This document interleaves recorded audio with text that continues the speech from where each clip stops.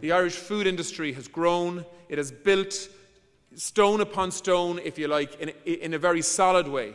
And we have an extraordinary platform and infrastructure now upon which to lean to actually build a really ambitious program of expansion and growth, seeking out new markets both within the European Union and further afield, in a way that, in my view, can offer fantastic growth and jobs potential and become the big good news story for the Irish economy. I mean, 60% of output from indigenous countries in Ireland, or companies in Ireland, comes from the food sector.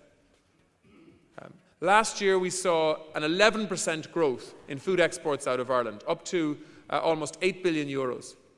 By 2020 we want that figure to be 12 billion.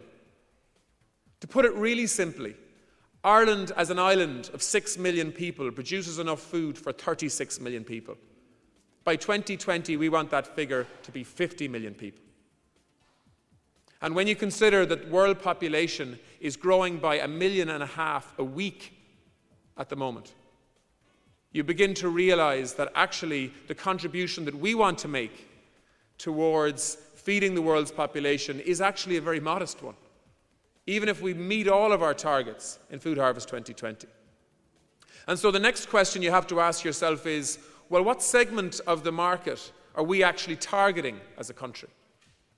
Because Ireland, even though we are increasing volumes, we're not really in the volume business. We're not like countries like Brazil and other countries that have extraordinary volume potential in terms of output. Ireland is a little bit different. We do need to increase volumes, but we also need to insist on maintaining and improving the Irish brand around quality and consistency and safety of Irish food. And that, in my view, will allow us not only to increase the amount that we're exporting, but also to target a premium sector that can command a premium price. And I'm talking about products like baby infant formula that mothers will pay more for because they see an Irish brand on the carton, because they associate it with safety.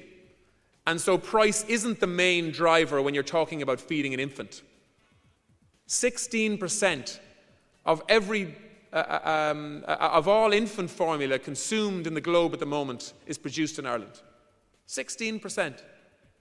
1 in every 6 or 7 babies that are drinking from a bottle as we speak are drinking an Irish product, because consumers want that product because they associate it with quality and consistency, something that they can rely on.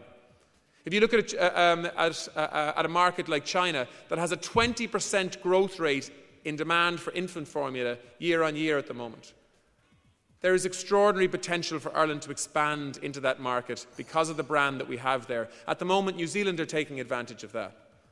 But Irish product is in equal demand, but it's just not in equal supply.